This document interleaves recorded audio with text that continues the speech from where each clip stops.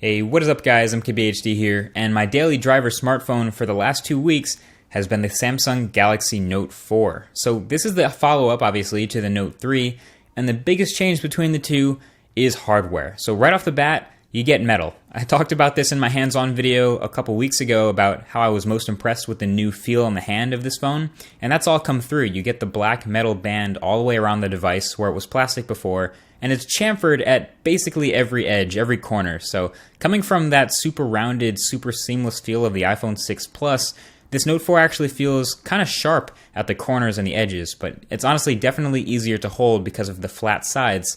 And also being metal, I have increased hopes for durability. Obviously, having a metal frame should fare better than plastic, and so far it's held up well.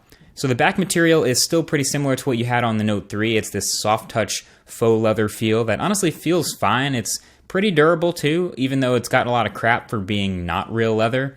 But it ditches the fake stitching look and all that stuff from before, so it's just one smooth piece now. And it's removable and it's soft and flimsy when it's not attached to the phone, obviously.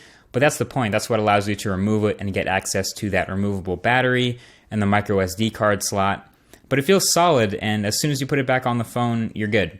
So overall, nothing can change the fact that this phone is still big, right? It's a 5.7-inch display, and of course you add bezels, you add the home button, you add the earpiece, and you're again pushing the limits of what people will accept as a phone, something you can put in your pocket.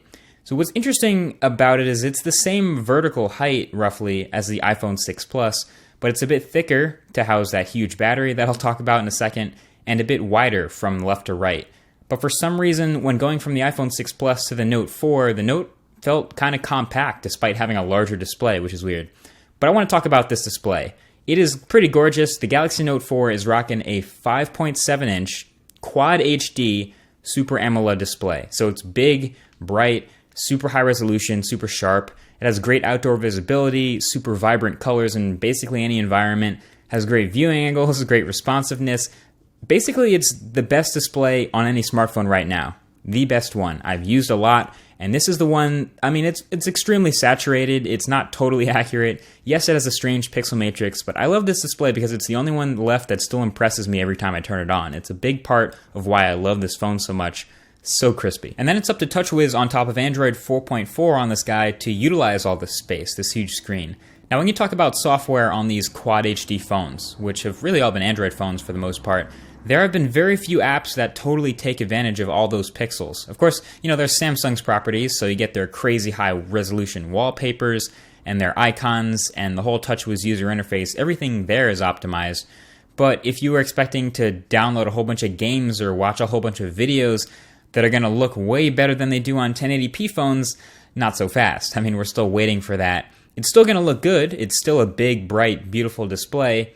But yeah, most games and apps out there are still scaling from 1080p. Actually, the one thing that looks better from a higher resolution point of view is web browsing. So all the text and images are definitely sharper, and you can at least notice that and appreciate it.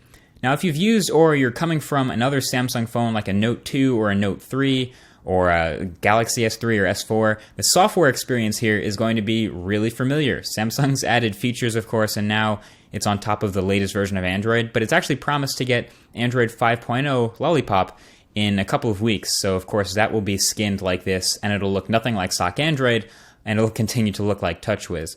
But TouchWiz still has the quirks I mentioned when I reviewed the Galaxy S5. Now, I'll preface this by saying my model, I got very tired of Samsung's launcher and keyboard, so I installed Google Now Launcher and a few keyboards, but everything else here is stock.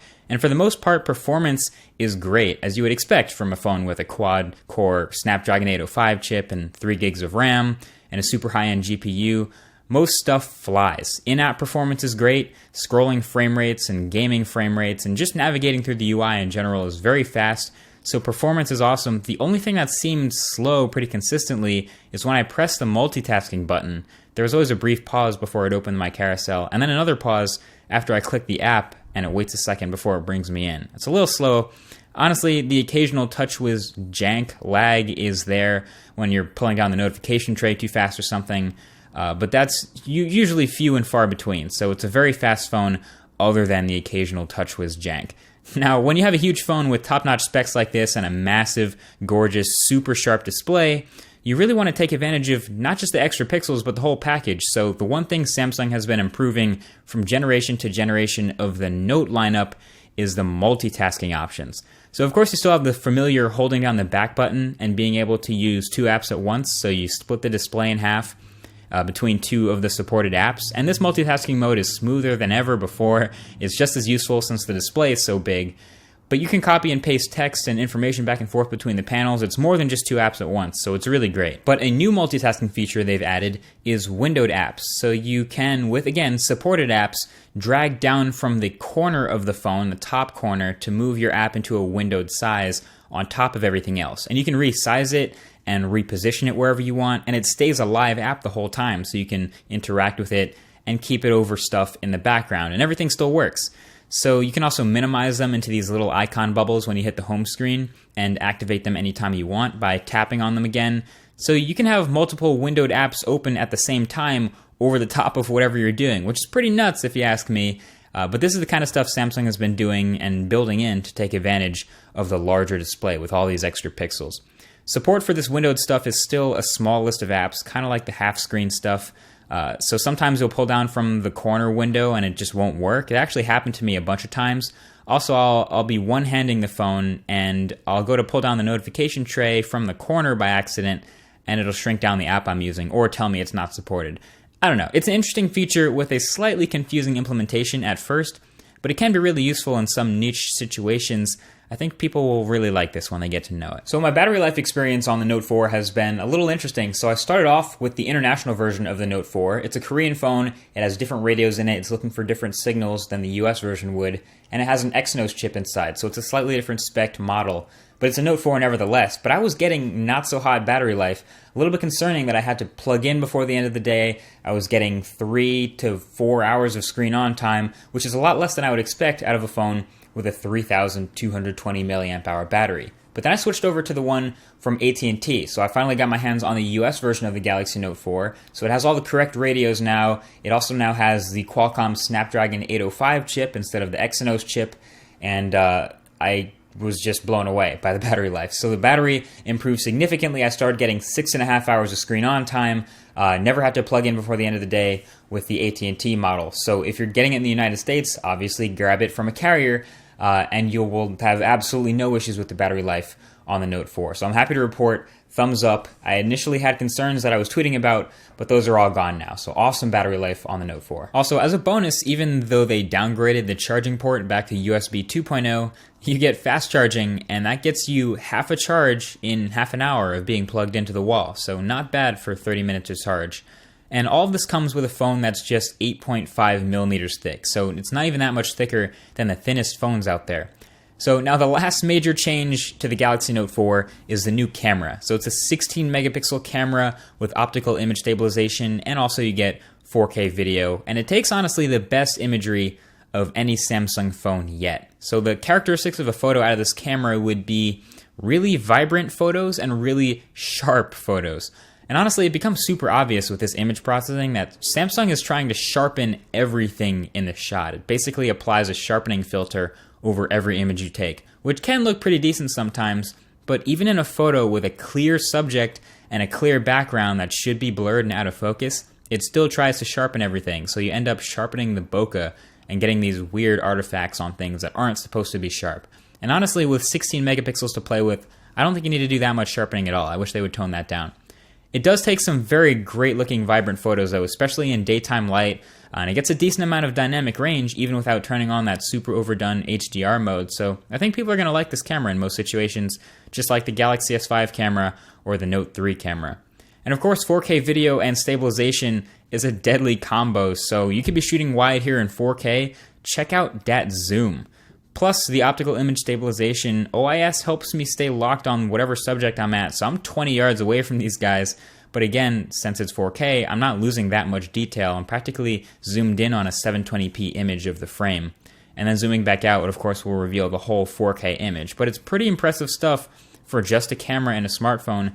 And yes, it is still sharpened 4K video, but it's going to look pretty good anyway. So there are some new other features of the Galaxy Note 4 that I don't use so much, like a slightly improved heart rate reader on the back. that monitor still works. The slightly improved fingerprint reader on the front. Again, I don't use that on the home button that much, but it's better. Slightly improved speaker on the back. Oh, and slightly improved S Pen, in case we forgot what the Note series is all about. It's all about having a stylus and a big screen. So here's a rundown of the S Pen, just so we have it. You take it out of the back of the phone and it displays 4 options on the screen. You get Action Memo, Smart Select, Image Clip, and Screen Write. And you can even hover the stylus over the display to see the names of these and make your selection. So Screen Write takes a screenshot of whatever's on your display and then lets you write on it and crop it, rotate it, whatever, save it for later, which is nice. Smart Select does something similar. It captures whatever's in your selection and does its best to translate it into text or something usable for saving or sharing. Image Clip lets you make a free selection of anything on your screen and share that. And Action Memo brings up a quick post-it note, and then you can write on that post-it and save it into S Note. Otherwise, you can use it just like you would for your finger, swiping around, moving in and out of apps, typing stuff. It's basically the same functionality as the previous stylus, checking notifications. You can even touch the capacitive buttons too, and it'll respond to that. So at the end of the day, I have no problem saying that the Galaxy Note 4 is the best phone Samsung's ever made. And of course it should be. It's their latest phone. People say this all the time. But it's the best display on the market, and it's one of the best built phones you can get right now. It has an awesome battery life. The specs are top-notch, higher than any other Samsung device they've put out in a long time. So this is the best phone I think Samsung has ever made. And I would have no problem recommending it to anyone searching for a large Android phone. Obviously, it's a lot bigger than some others, but it still feels more compact in the hand, like I've said, than other 5.5-inch to 6-inch phones. So in the phablet territory, as much as I hate the word, this is really the front runner right now, and I have no problem recommending the Note 4. So there you have it. Thank you for watching, and if you enjoyed, feel free to hit the thumbs up button below. Also, the subscribe button below should be red. Again, thanks for watching, and I'll talk to you guys in the next one. Peace.